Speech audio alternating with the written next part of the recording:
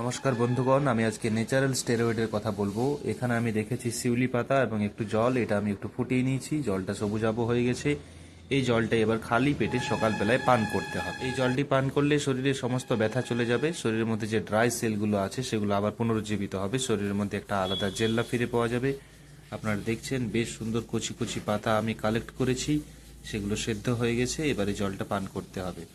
শরীরে যে সমস্ত ব্যথা, গাঁটে ব্যথা, ঘাড়ে ব্যথা, হাঁটুতে ব্যথা, সেই সমস্ত ব্যথাগুলো কিন্তু এটা খেলে গিয়ে সেরে যাবে। এছাড়া শরীরের মধ্যে একটা আলাদা জৌলুস তৈরি হবে, স্কিন উজ্জ্বল হবে, যৌবন ধরে রাখবে। খুব উপকারী ভেষজ গুণ সমৃদ্ধ শিউলি পাতা আপনারা প্রতিদিন সকালে সেদ্ধ করে এভাবে সেবন করতে পারেন।